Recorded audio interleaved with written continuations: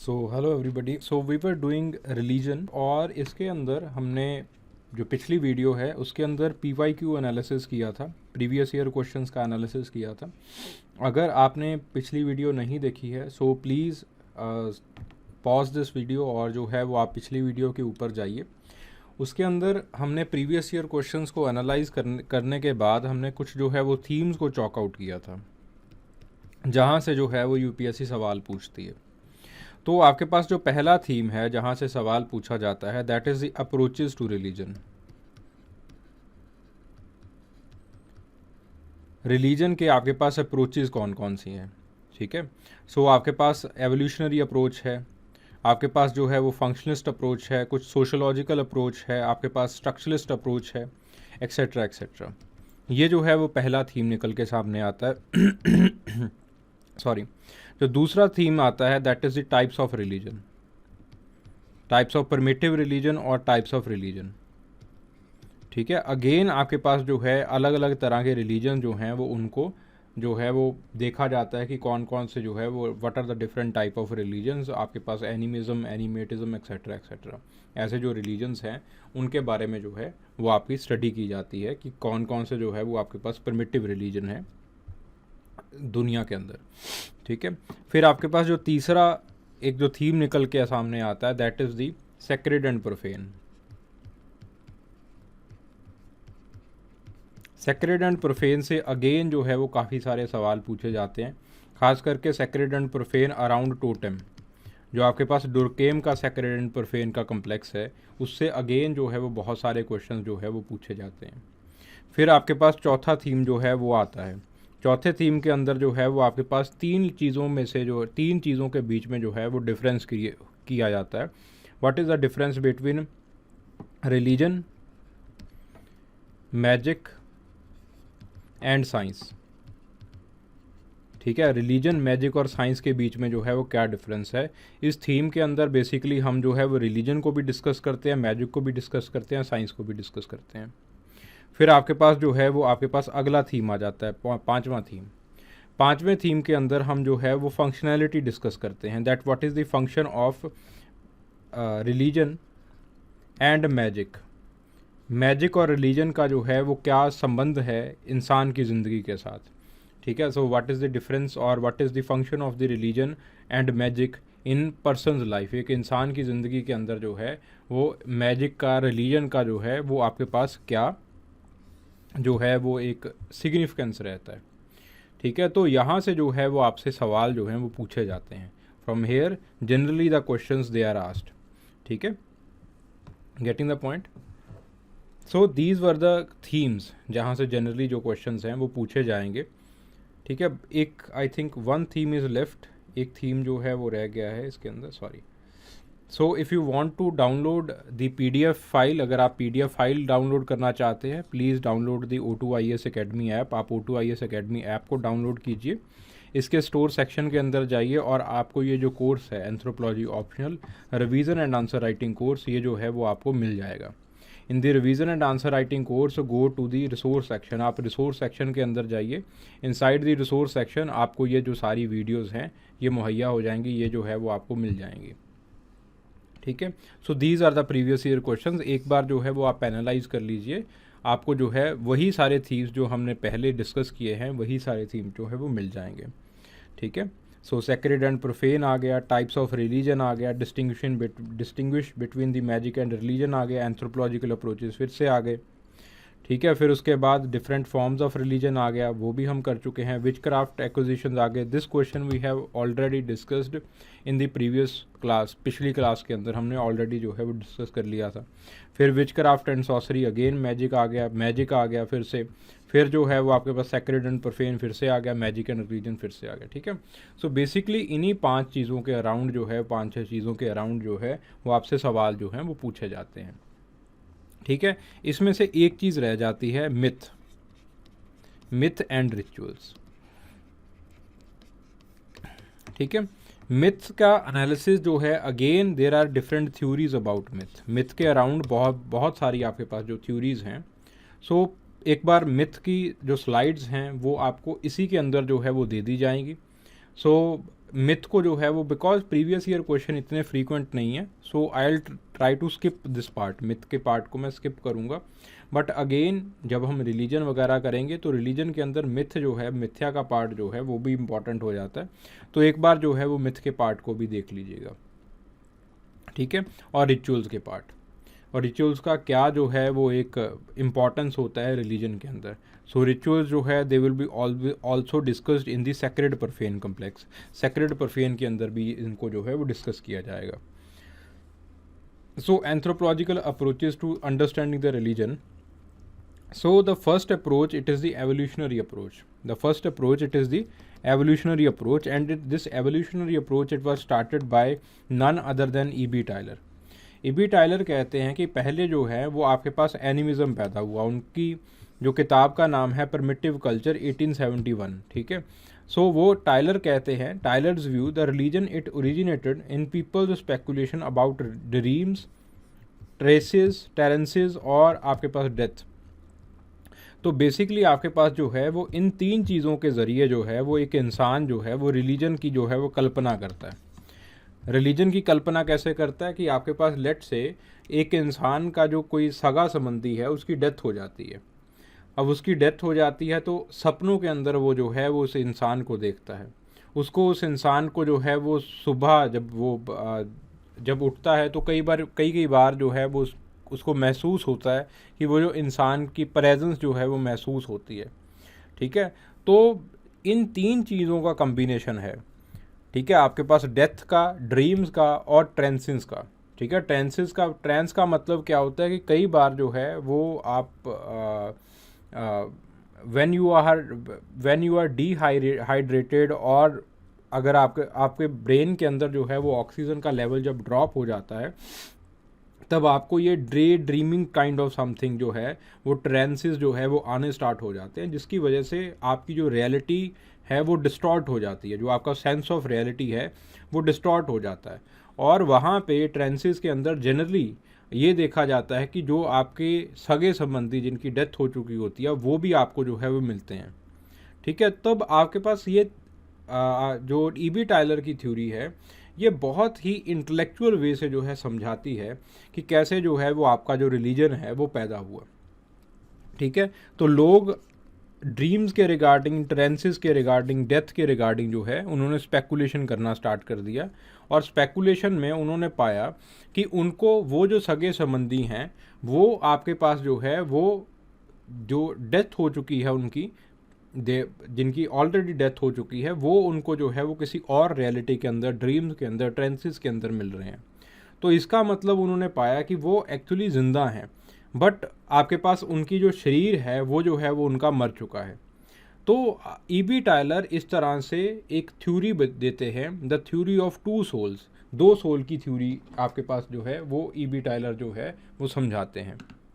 In the theory of two souls, E.B. Tylor जो है वो दो सोल्स के बारे में बात करते हैं कि एक सोल जो है वो तो डेथ हो जाती है, वो तो नाशवान होती है, जो दूसरी सोल है वो आपके पास जो है वो आगे परपेचुएट जो है वो करती रहती है, ठीक है। So as souls are plenty, तो और धीरे धीरे आपके पास जो है सोल वर्शिप से पॉलीथीज़म डेवलप हुआ, और पॉलीथीज़म से जो है वो मोनोथीज़म जो है वो डेवलप हुआ। आपके पास डॉक्ट्राइन्स क्या हैं, दीज थिंग्स आर इम्पॉर्टेंट। पहला है डॉक्ट्राइन ऑफ कॉन्टिन्यूएंस। कॉन्टिन्यूएंस का डॉक्ट्राइन क्या है कि आपके पास जो सोल है वो आपके पास एक जगह से दूसरी जगह जो है वो जा सकती है, सोल जो है वो मरती नहीं है। Doctrine of embodiment, doctrine of embodiment says that the soul can enter in any object और bodies at its own will. तो आपके पास जो है वो किसी भी चीज़ के अंदर जो है वो सोल जो है वो जाके जो है वो बच सकती है, और वो ऑब्जेक्ट, लेट से सोल जो है वो इस पेन के अंदर आ गई तो ये पेन जो है वो कॉन्शियस हो जाएगा, उसके अंदर जो है वो कॉन्शियसनेस जो है वो जाग जाएगी। फिर आपके पास the doctrine of possession, the doctrine of possession says कि आपके पास किसी भी इंसान के अंदर जो है वो सोल उसको पोजेस कर सकती है, और जब सोल आपको पोजेस करेगी then it will make you sick, वो जो है वो आपको बीमार कर देगी, और उसके लिए एक्सटॉर्शिज्म होता है, तो यानी कि सोल को जो है वो बाहर निकाला जाता है, एक प्रोसेस होता है, रिचुअल्स होते हैं। ये रिचुअल्स आपके पास प्रिमिटिव सोसाइटीज़ के अंदर, मैक्सिको वगैरह के प्रिमिटिव सोसाइटीज़ के अंदर भी पाए जाते हैं, ब्राज़ील वगैरह के अंदर जो है वो पाए जाते हैं। और इनके ऊपर जो है वो E.B. टायलर का प्रिमिटिव कल्चर के अंदर काम मिलता है। वो कहते हैं कि आपके पास सोल जो है वो किसी भी इंसान के अंदर जा सकती है, किसी भी व्यक्ति विशेष के अंदर जा सकती है और उसको जो है वो पोजेस कर सकती है, और आप उसको with the help of certain magic man आप उसको जो है वो बाहर भी निकाल सकते हो। Then the doctrine of fetishism. The doctrine of fetishism, it is connected with the doctrine of continuance and embodiment. ठीक है, हमने ये दो डॉक्ट्राइंस किए थे, एम्बॉडीमेंट का और कंटिन्यूस का। इसी के साथ ही जो है वो आपके पास डॉक्ट्राइन ऑफ फेटिशिज्म जो है वो एसोसिएटेड है। तो आपके पास अगर किसी ऑब्जेक्ट के अंदर सोल एंटर हो जाती है तो वो ऑब्जेक्ट जो है वो कॉन्शियस हो जाता है, वो जो है वो आपके पास जाग जाता है ऑब्जेक्ट। ठीक है, तो आपके पास जो एम्यूलेट्स होते हैं, जो फेदर्स होते हैं, जिनको इंसान के साथ जोड़ा जाता है, जिसको इंसान के साथ दिया जाता है, धागे तवीत वगैरह दिया जाता है, ये माना जाता है कि इनके अंदर सोल है, दे आर फेटिश। ठीक है, they have their own consciousness. ठीक है, नाउ द क्रिटिसिज्म, इस चीज़ का क्रिटिसिज्म क्या है? पहला क्रिटिसिज्म ये है, it was given bye merit RR। ठीक है, he was also an evolutionary, ये भी आपके पास एक एवोल्यूशनरी थिंकर ही थे, इवन आपके पास स्टूडेंट ही थे ये E.B. टायलर के। उन्होंने कहा कि मेरे गुरु ने जो है वो बहुत ज़्यादा इंटेलेक्चुअल जो है वो आपके पास एक थ्योरी दे दी है। इतना इंटेलेक्ट जो है वो आपके पास प्रिमिटिव सोसाइटीज़ के अंदर जो है वो होना पॉसिबल नहीं है। The belief in the soul, it is just one feature, एक फीचर के ऊपर ज़्यादा पॉइंट, ये भी आपके पास RR मेरिट के हैं सारे के सारे। तो आपके पास एक फीचर के ऊपर इतना पॉन्डर किया गया, लेकिन बाकी जो फीचर्स हैं, मॉरल का फीचर हो गया, वैल्यू का फीचर हो गया, रिचुअल का फीचर हो गया, लॉ का फीचर हो गया, इन सारे फीचर्स के ऊपर जो है वो आपने बिल्कुल ध्यान नहीं दिया। Then the theory is not based on field work के ऊपर थ्योरी नहीं है। This was given by Malinowski, ये जो है वो आपके पास मालिनोव्स्की ने दिया कि आपके पास जो ये थ्योरी है, इट इज़ नॉट, आपके पास प्रॉपर जो फील्ड वर्क जो होना चाहिए था, वो जो प्रॉपर फील्ड वर्क है वो इसके अंदर नहीं हुआ है। ठीक है, so these are the criticism, ये जो है वो आपके पास क्रिटिसिज्म्स हैं। फिर उसके बाद एनिमेटिज्म गिवन बाय RR मेरिट ये नहीं कहते कि एनिमिज्म है नहीं, RR मेरिट खाली ये बात कहते हैं कि एनिमेटिज्म है। एनिमेटिज्म का मतलब क्या है कि जब आपके पास जो है वो जो सोल है वो किसी पर्टिकुलर चीज़ के अंदर आ जाती है, जब आप सोल जो है, सोल को आप एनिमेट कर देते हो। ठीक है, एनिमेशन समझते हो ना, कि किसी के पास आइडिया आया कि एक मिकी माउस होगा, तो मिकी माउस का जो आइडिया है उसने जो है वो आपके पास उसका एक एनिमेट कर दिया, उसको एनिमेशन दे दिया, उसको जो है वो एक जीता जाता जो है वो एक कार्टून करेक्टर बना दिया। ठीक है, तो एनिमेटिज्म जो है वो RR मेरिट की थ्योरी है। RR मेरिट ने वही कहा कि it was very intellectual theory, जो टायलर की थ्योरी है वो बहुत सोफिस्टिकेटेड थ्योरी है, और सिर्फ एक ही एस्पेक्ट, सोल वर्शिप के एस्पेक्ट के ऊपर जो है गॉड, एक जो सुपर नेचुरल के एस्पेक्ट के ऊपर जो है वो ज़्यादा फोकस कर रही है। ठीक है, तो मेरिट ने जो है वो इसका एक अल्टरनेटिव दिया, दैट उसका अल्टरनेटिव है एनिमेटिज्म। एनिमेटिज्म का मतलब क्या है? That it is a belief in the super natural, that it is the belief in the impersonal super natural force. Impersonal super natural force, देखिए RR मेरिट कहते हैं कि जो आपके पास प्रिमिटिव मैन था, जब आपके पास पहला इंसान होता होगा, तो पहला इंसान जो है उसने हवा चलती देखी, उसने पानी चलता देखा, उसने जो है सूरज को उगते हुए देखा, तो ऐसी चीज़ें देखी उसने, और फिर उसने सवाल किया होगा कि ये सारी चीज़ें हो कैसे रही हैं, तो उसने एक sense of super natural impersonal force का जो कंसेप्ट है वो जो है वो उसने जो है निकाल लिया होगा। एनिमेटिज्म का मतलब है कि ऐसी एक फोर्स है, ऐसी एक चीज़ है, ऐसी एक फोर्स है जो कि सूरज को भी जो है वो टाइम से उगा रही है, जो कि इस विंड को जो है वो चला रही है, जो कि इस झरनों को, पानी को चला रही है। तो आपके पास एक ऐसी फोर्स है, इस इम्पर्सनल सुपर नेचुरल फोर्स को उन्होंने कहा एनिमेटिज्म, और इंसान अब इसकी वर्शिप करना चाहता है। तो इंसान इस आइडिया को, इंसान जो है वो इस आइडिया को एनिमेट कर देता है, इंसान कुछ मूर्ति बना देता है, या फिर इंसान किसी ऑब्जेक्ट को प्लेस कर देता है, और फिर जो है वो उस आइडिया को एनिमेट करके जो है वो उसको पूजना स्टार्ट कर देता है। ये है एनिमेटिज्म का कंसेप्ट। ठीक है, सो आपके पास animatism, it refers to the belief in anything और anybody who is animate or endowed with the life that life is considered to have the supernatural power or the forces। और उसको जो है वो हम मानते हैं कि सुपर नेचुरल पावर है उसके अंदर, या फिर उसके अंदर जो है वो सुपर नेचुरल फोर्स है। जैसे आपके पास बहुत इंपॉर्टेंट एग्जाम्पल है, the example of mana, mana का example. It refers to the impersonal super natural force. Mana का आपके पास मेलिनेशियन सोसाइटीज़ के अंदर एक शब्द है माना। माना का मतलब है एक super natural force, super natural force जो कि हर चीज़ को चला रही है। अब सुपर नेचुरल फोर्स को उन्होंने जो है वो पूजना है, उसकी पूजा करनी है। तो उसकी पूजा करने के लिए वो क्या करते हैं कि पत्थर पकड़ लेते हैं और उस पत्थर को पूजना स्टार्ट कर देते हैं कि इसके अंदर भी माना है। ठीक है, वो पहाड़ों को पूजते हैं। क्यों? क्योंकि पहाड़ों से जब वेदरिंग होती है, जब पहाड़ों से चीज़ें नीचे गिरती हैं, उसके अंदर भी वो मानते हैं कि माना है।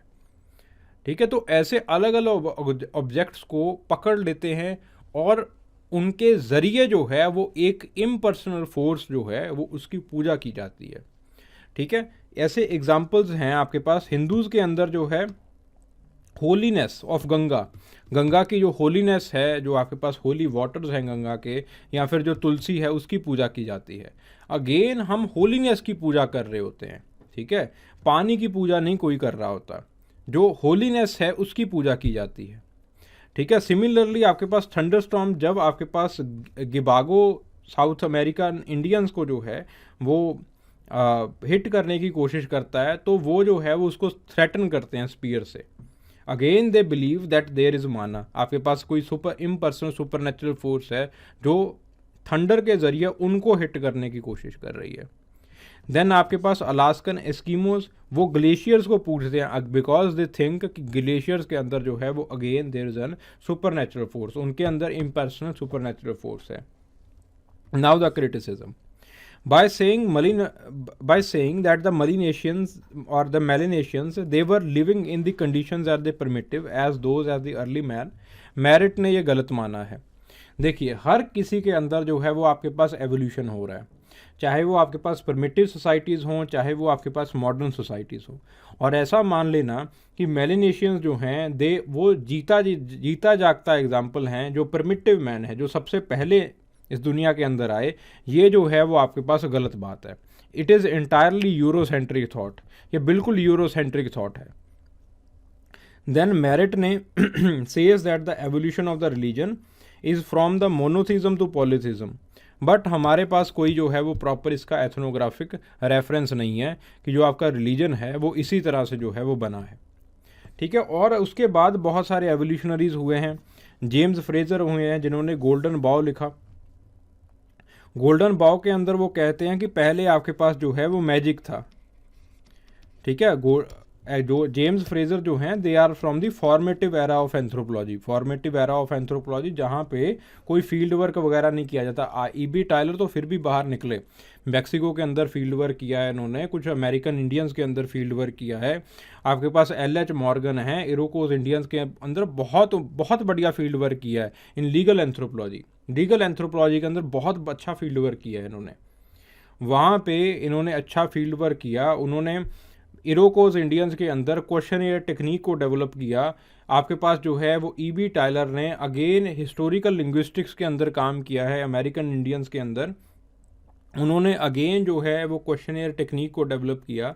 लेकिन आपके पास जो जेम्स फ्रेजर थे, he was the armed chaired anthropologist, वो फॉर्मेटिव एरा के एंथ्रोपोलॉजिस्ट थे, जहाँ पे आपके पास फील्ड वर्क ट्रेडिशन जो है वो एंथ्रोपोलॉजी के अंदर प्रॉपरली डेवलप नहीं था। सो वहाँ पे जेम्स फ्रेजर ने एक किताब लिखी, द गोल्डन बॉक, बहुत अच्छी किताब है। उसके अंदर अलग अलग रेफरेंस हैं, अलग अलग ट्रैवलॉग्स के रेफरेंस हैं। वो कहते हैं कि सबसे पहले जो है वो आपके पास जो है वो मैजिक डेवलप होता है, मैजिक डेवलप पहले होता है, फिर मैजिक के बाद जो है वो आपके पास साइंस आती है, सॉरी मैजिक के बाद जो है आपके पास रिलीजन आता है, फिर जो है वो आपके पास साइंस आती है। ठीक है। इस चीज़ को हम जो है जब कंपैरिजन करेंगे मैजिक, रिलीजन और साइंस का, उसके अंदर जो है वो हम इसकी बात करेंगे। फिर आपके पास हर्बर्ट स्पेंसर आ जाते हैं। हर्बर्ट स्पेंसर, उनके काम का नाम है द प्रिंसिपल ऑफ सोशोलॉजी।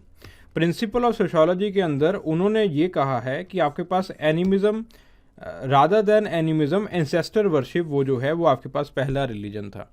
आपके पास एंसेस्टर वर्शिप, क्योंकि वो कहते हैं कि लोगों का लगाव होगा एक दूसरे के साथ, तो लगाव के चलते जो है वो आपके पास एक जो वर्शिप है वो होनी स्टार्ट होगी। तो हर्बर्ट स्पेंसर एंसेस्टर वर्शिप को जो है वो पहला रिलीजन जो है वो मानते हैं। तो ये एवोल्यूशनरी अप्रोच ये तो बता देती है हाउ, कैसे हुआ आपके पास, किस तरह से जो है वो इवॉल्व, आपके पास कैसे इवॉल्व हुआ, किस तरह से इवॉल्व हुआ, लेकिन रिलीजन क्यों है ये समझा नहीं पाते।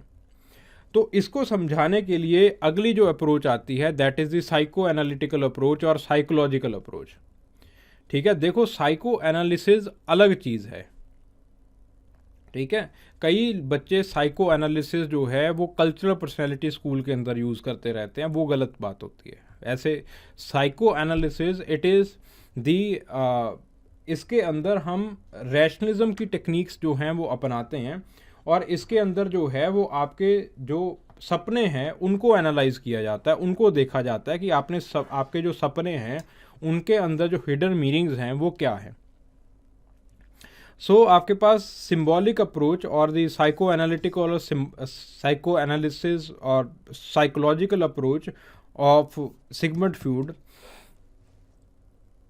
इसके अंदर सिगमंड फ्यूड ओडोपियस कम्प्लेक्स को जो है वो स्टडी करते हैं। ओडोपियस कम्प्लेक्स को सिगमंड फ्यूड जब स्टडी करते हैं तो सिगमंड फ्यूड कहते हैं कि जो आपके पास ओडोपियस की मिथ्या है कि जो ओडोपियस की मिथ्या है वो यूनिवर्सल है, it is universal in nature.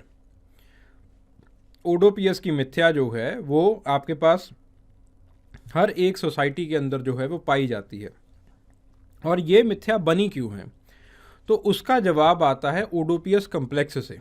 Oedipus की मिथ्या क्या है कि आपके पास एक बच्चा होता है ओडोपियस, वो जो है वो आपके पास अपने पेरेंट्स से बिछड़ जाता है। उनके पेरेंट्स जो है वो राजा रानी होते हैं।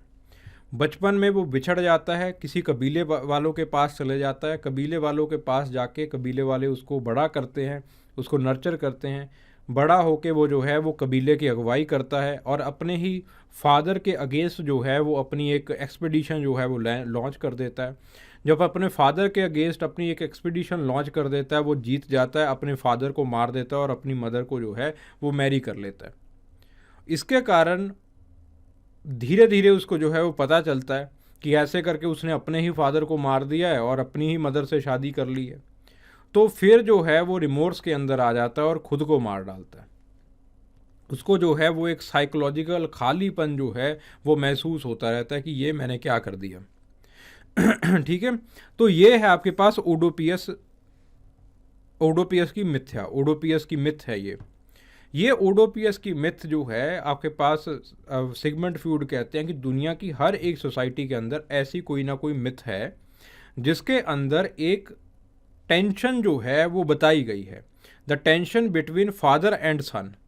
जो ये फादर एंड सन की टेंशन है ये हर एक सोसाइटी के अंदर आपको मिलेगी, चाहे वो आपके पास इंडोनेशियन सोसाइटी है, इंडियन सोसाइटी है, कोई भी सोसाइटी हो, अमेरिकन सोसाइटी हो, इंग्लिश सोसाइटी हो, ऑस्ट्रियन सोसाइटी, कोई भी सोसाइटी के अंदर जो है वो आपको ये एक tension between the father and son वो जो है वो आपको मिलेगी। That is universal in nature.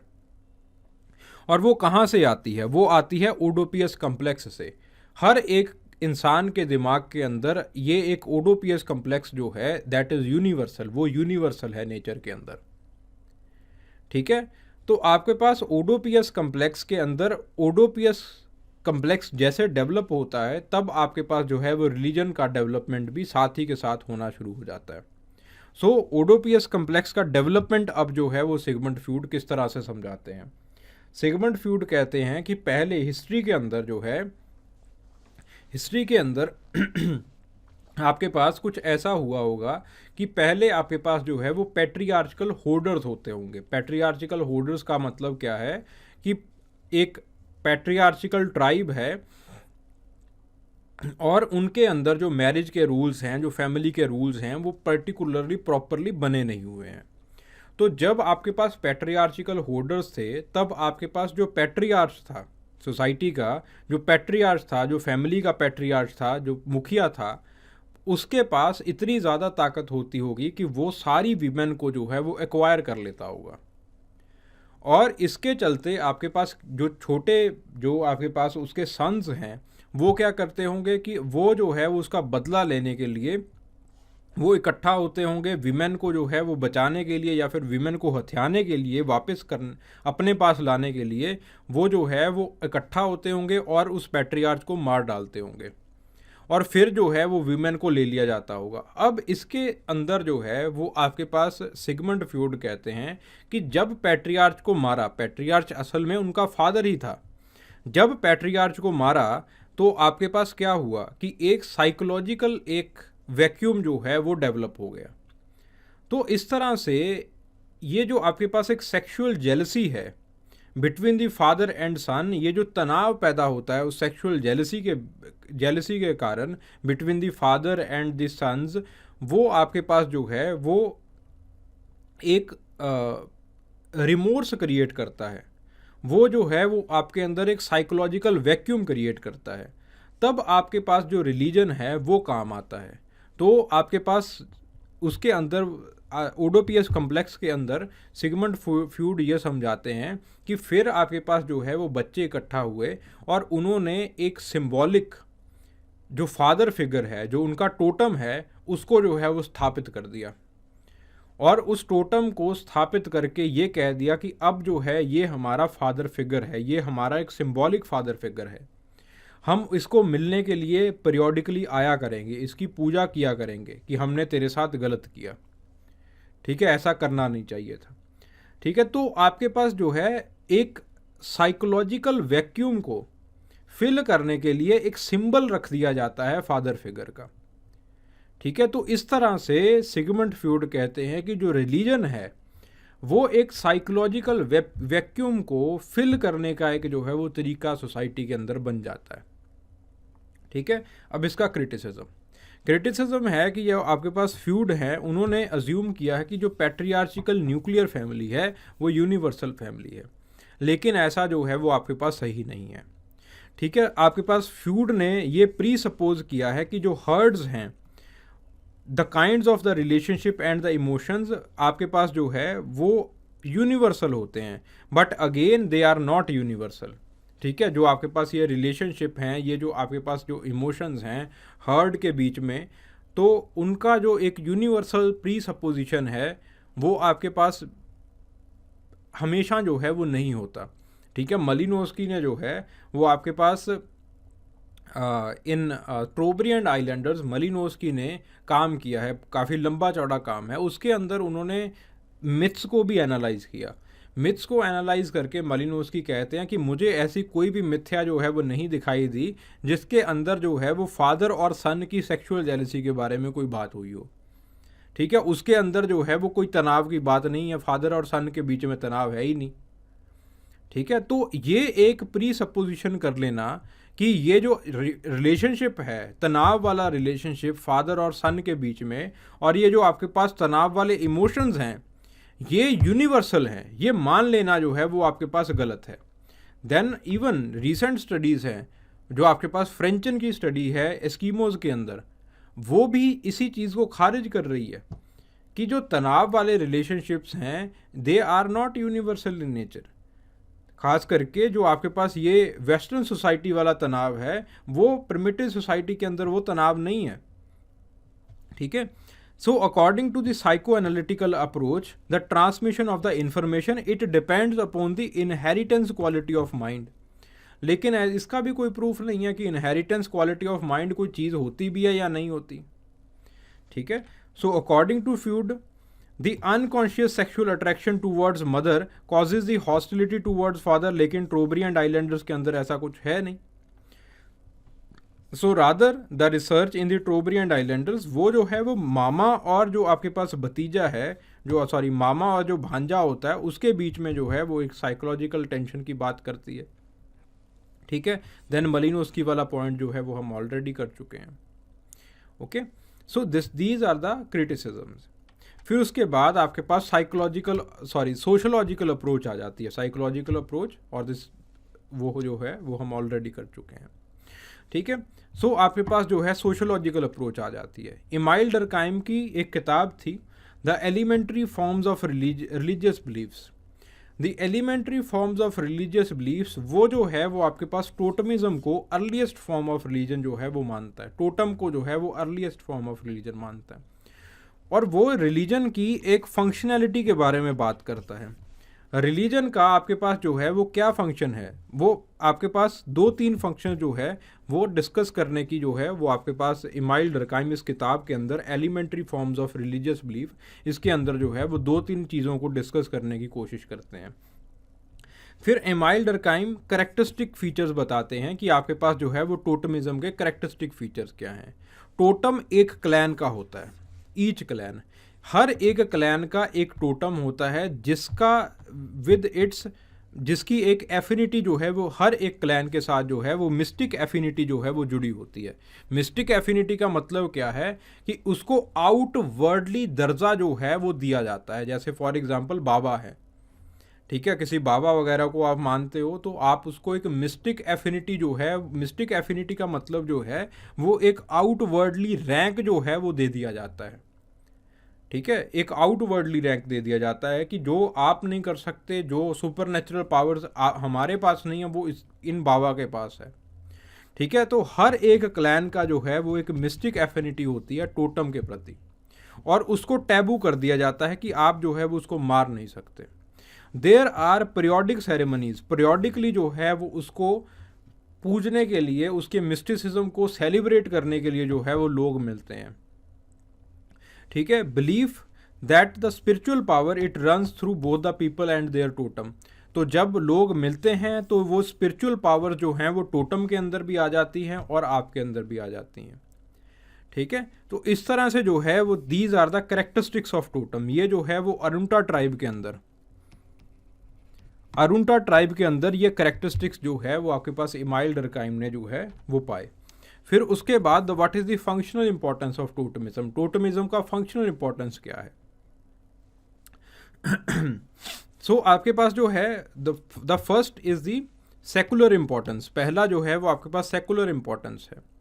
ये जो है वो आपको एक सिंबॉलिक बेसिस देता है ग्रुप की यूनिटी को जो है वो समझाने के लिए कि ग्रुप जो है वो आपके पास यूनाइटेड है, ठीक है।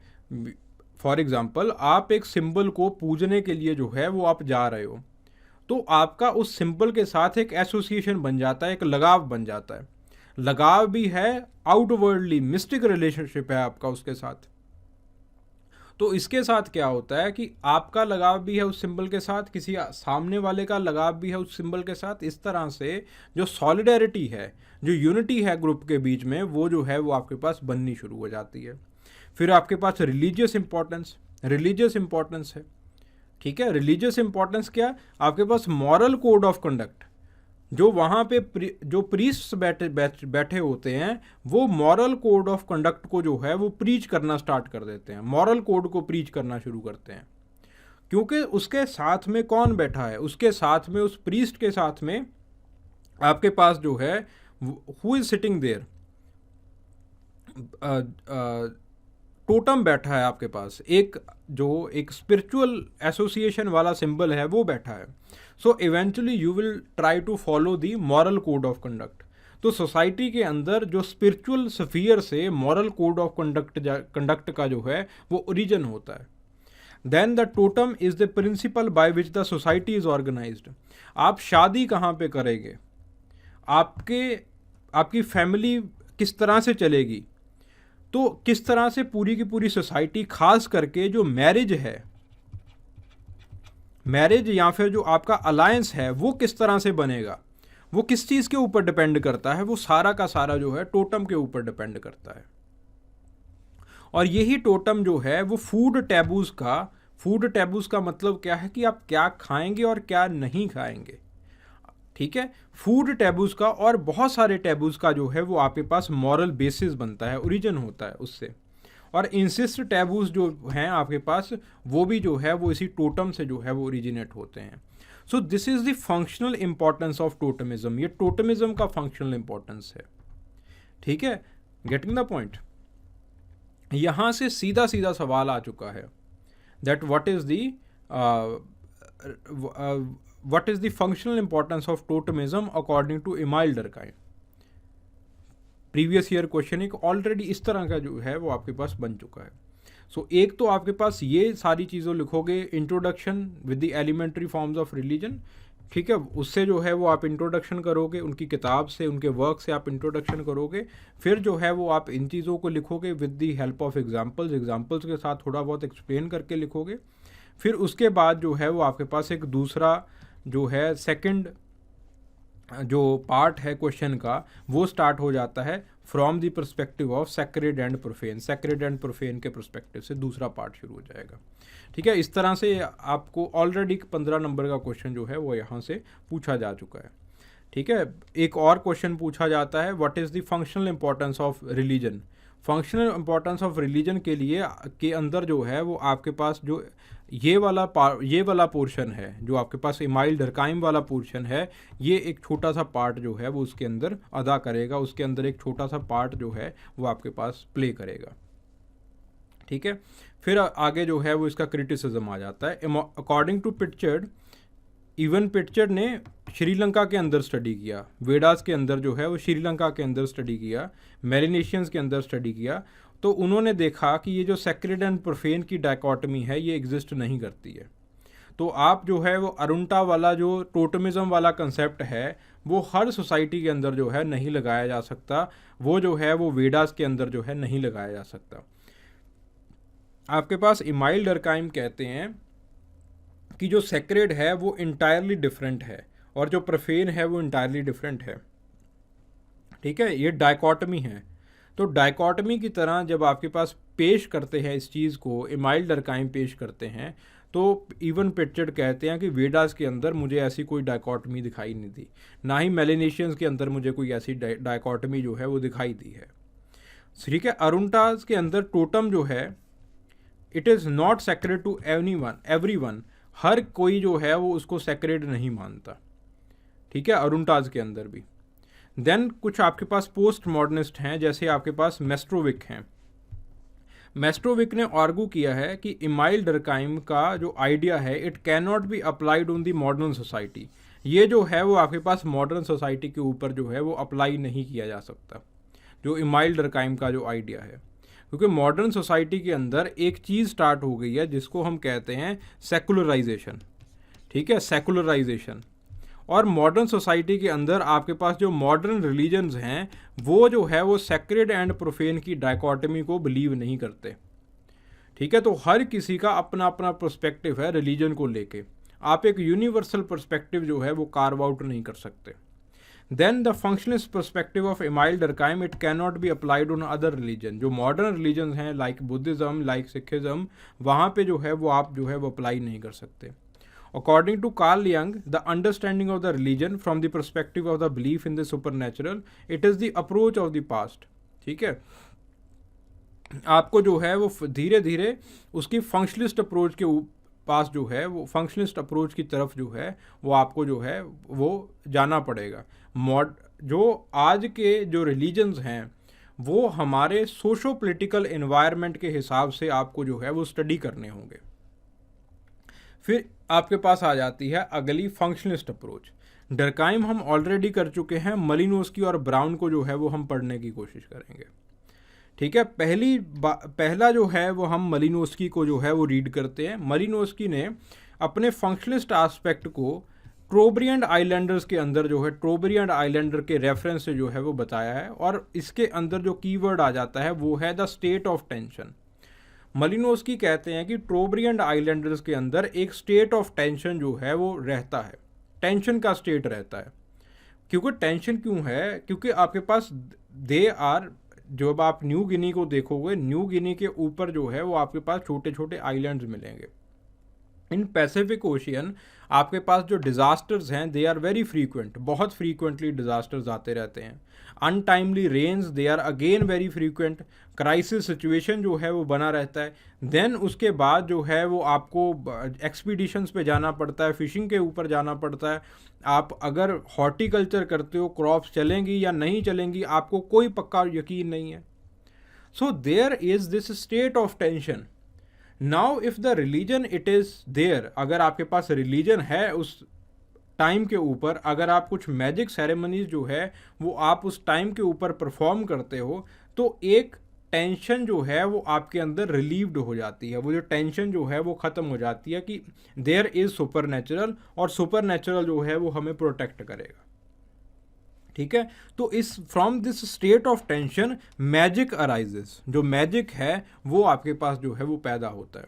So magic it is the mechanism for the purging the human mind from the fear and other emotions. बाकी इमोशनल स्टेट से जो ह्यूमन माइंड है उसको जो है वो आप बचाना शुरू कर देते हो।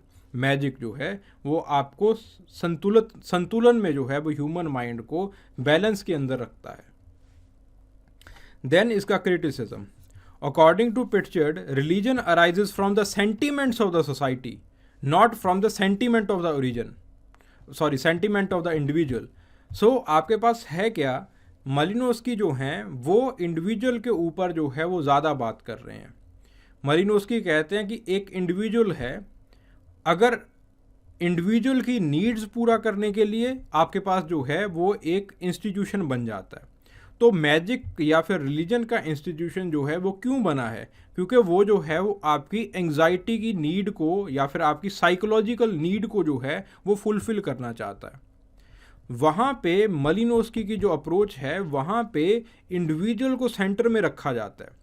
लेकिन पिटजर्ड और ब्राउन दोनों मानते हैं कि जब आप किसी फंक्शनिस्ट एनालिसिस कर रहे होते हो तो फंक्शनिस्ट एनालिसिस के अंदर जो है वो आपकी सोसाइटी जो है वो बीच में रहनी चाहिए। सोसाइटी को आप बीच में रखोगे और उसके बाद जो है वो उसका एनालिसिस जो है वो आपको वो जो है वो कुछ अच्छे रिजल्ट जो है वो दे सकता है।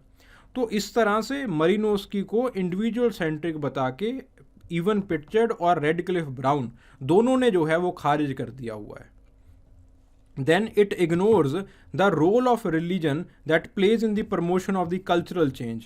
कल्चरल चेंज के अंदर जो है रिलीजन का क्या रोल रहता है, इसको जो है वो मलिनोस्की ने इग्नोर किया है। ठीक है, तो आपके पास मलिनोस्की बहुत बार आपके पास रिलीजन को मलिनोस्की ने एज अ बाइंडिंग फोर्स जो है वो दिखाया है कि सोसाइटी के अंदर एंग्जाइटी जो है वो उसको दूर करने के लिए जो है वो आपके पास क्या है कि एक रिलीजन जो है वो बाइंडिंग फोर्स की तरह जो है वो काम करता है। यानी कि रिलीजन का बाइंडिंग फोर्स वाला जो है वो उन्होंने एक फंक्शन जो है वो बताया है। लेकिन इसको जो है वो मॉर्टन ने, आपके पास जो मर्टन है, मर्टन ने जो है वो आपके पास आई थिंक मर्टन ने जो है वो आप इस चीज़ को खारिज किया है। मर्टन कहते हैं कि ऐसा नहीं है कि आपके पास एक इंस्टीट्यूशन या फिर जो रिलीजन है वो हमेशा ही बाइंडिंग फोर्स का काम करेगा, वो हमेशा ही जो है वो इंटीग्रेशन का काम करेगा। बहुत बार ऐसा होता है कि जो रिलीजन है वो डिसइंटीग्रेशन का काम भी करता है। ठीक है, तो मर्टन जो है इनकी इंटीग्रेशन वाली बात को भी जो है वो खारिज कर देते हैं। ठीक है, इवन मर्टन का ये जो आपके पास क्रिटिसिज्म है ये मलिनोस्की के ऊपर भी उतना ही वैलिड बैठता है जितना आगे चल के ब्राउन के ऊपर वैलिड बैठेगा। तो ये जो है आपके पास मलिनोस्की का जो फंक्शनलिज्म है वो रिलीजियसली प्लूरल सोसाइटीज़ जो है और जो आपके पास एक सेकुलराइजेशन का ट्रेंड चल रहा है इसके अंदर जो है वो मलिनोस्की को हम जो है वो नहीं रख सकते। According to Worsley, the approach it is applicable on the closed and the simple societies, but modern societies के ऊपर जो है वो आपके पास ये अप्रोच जो है जिनके अंदर सेकुलराइजेशन हो रहा है उनके अंदर जो है वो इस अप्रोच को हम जो है वो नहीं लगा सकते। ठीक है, फिर उसके बाद आपके पास अगले आते हैं रेडक्लिफ ब्राउन। रेडक्लिफ ब्राउन की स्ट्रक्चरल फंक्शनिस्ट अप्रोच है। रेडक्लिफ ब्राउन ने अपना जो एनालिसिस है वो पूरी की पूरी सोसाइटी के ऊपर रखा है और सोसाइटी के अंदर रेडक्लिफ ब्राउन कहते हैं कि आपके पास जो है रिलीजन का जो काम है वो सिर्फ और सिर्फ इमोशनल स्ट्रेन को जो है वो दूर करना नहीं है, इट इज़ टू इंस्टॉल और to instil this sense of dependence on the society in him. उसको ये पता चलना चाहिए कि मैं जो है वो पूरी सोसाइटी के ऊपर डिपेंडेंट हूँ। तो जब एक इंसान को ये पता चल जाता है कि मैं पूरी सोसाइटी के ऊपर डिपेंडेंट हूँ, तो इंसान खुद इंटीग्रेट करना स्टार्ट करता है सोसाइटी के ऊपर, सोसाइटी के साथ। तो इंसान का जो एक रवैया है, जो इंसान का जो एक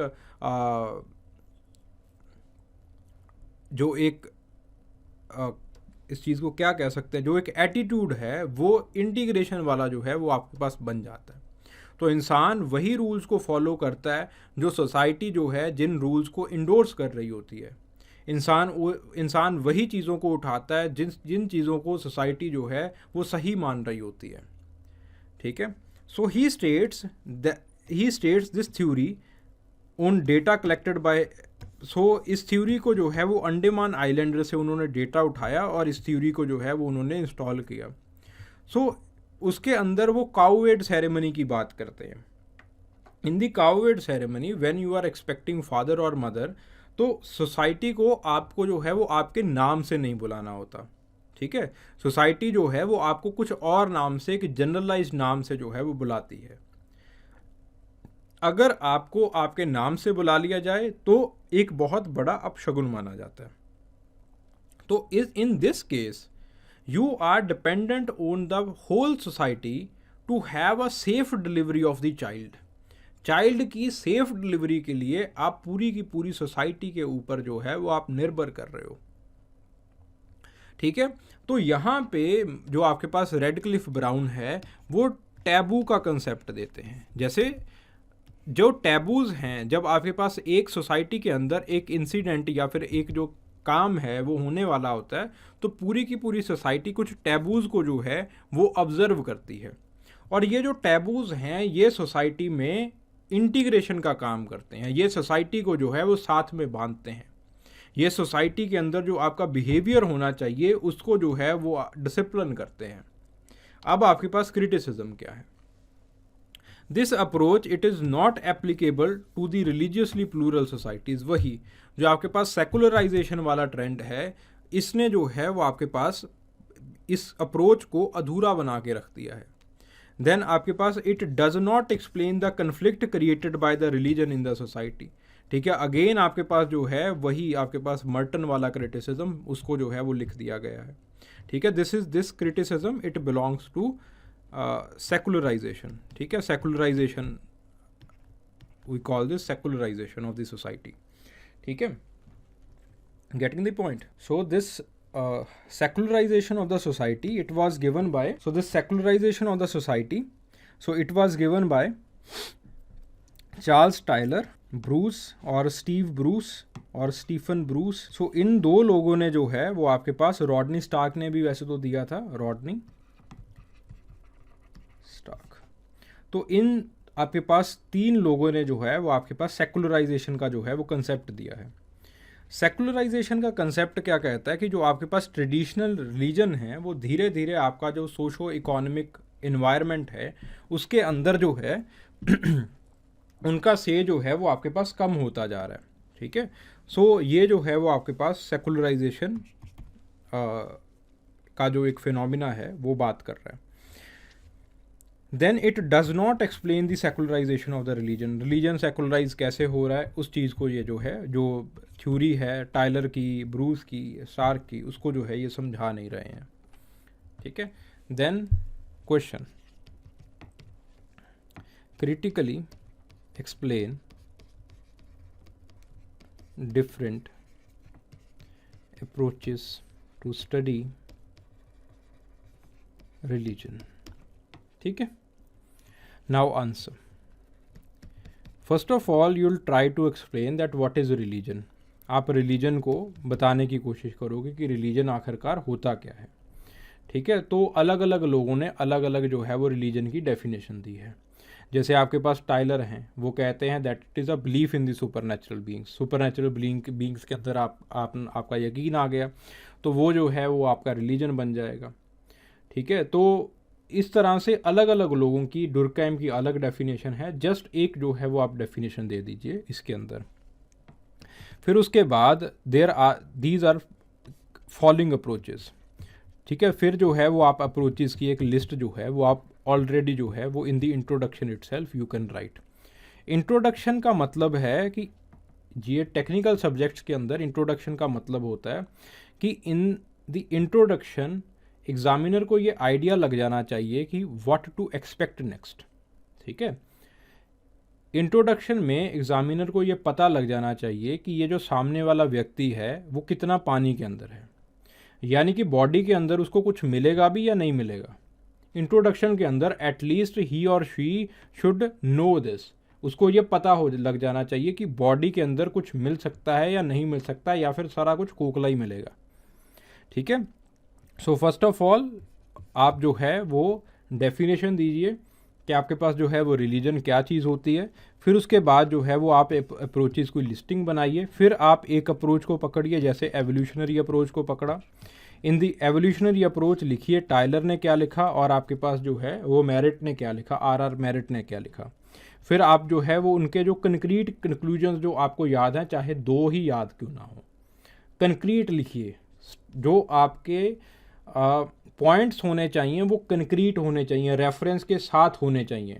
ये एक टेक्निकल सब्जेक्ट का मामला है, कहानियाँ नहीं लिख रहे हो, ठीक है। तो आप जो है वो एवोल्यूशनरी अप्रोच लिखिए। फिर आप जो है वो साइको एनालिटिकल और साइकोलॉजिकल और सिंबॉलिक अप्रोच के बारे में सिगमंड फ्रॉइड की उसको लिखिए। फिर उसके बाद जो है वो आप सोशलॉजिकल अप्रोच या फिर जो फंक्शनलिस्ट अप्रोच के जो 3 मेंबर हैं उसके बारे में लिखिए। उनका जो है अगेन आपका जो क्रिटिसिज्म होना चाहिए, इट शुड बी कंक्रीट, वो कंक्रीट रेफरेंस के साथ क्रिटिसिज्म होना चाहिए, ठीक है। तो इस तरह से जो है वो आप अलग अलग अप्रोचेस को लिखते चले जाओगे और उसका जो है वो एक एक दो दो क्रिटिसिज्म जो है वो करते चले जाओगे, ठीक है। देन आप जो है वो रेलिवेंस लिखोगे, ठीक है, कि आपको एक अप्रोच जो है वो काफ़ी नहीं है।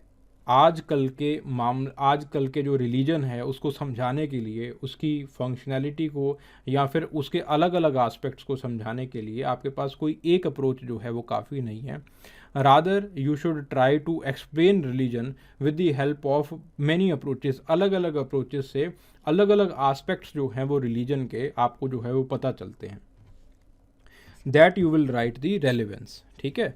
आपके रेलिवेंस के अंदर अगर आप टाइलर का रेफरेंस देना चाहते हो, इसके अंदर आप वो जो है वो दे सकते हो। ये जो मैंने बात कही ये टाइलर ने कही थी, ठीक है। देन आप जो है वो इसका कंक्लूजन कर सकते हो। Tylor LER Tylor, LOR Tylor नहीं, ठीक है, जो सेकुलराइजेशन वाला टाइलर है, C टाइलर, ठीक है। तो आपके पास जो है देन यू कैन कंक्लूड। फिर उसके बाद जो है वो आप कंक्लूजन जो है लिख सकते हो। So this is how you have to write, इस तरह से जो है वो आपको लिखना है। So please write it down, इसको लिखिए एक बार, और जो है वो आप यहाँ पे इस नंबर के ऊपर जो है वो आप सेंड कर सकते हैं, ठीक है, 9872124143। इसके ऊपर जो है वो आप इसको सेंड कर सकते हैं, भेज सकते हैं, ठीक है। Thank you very much. Hope you have added something in your already existing value. Thank you very much.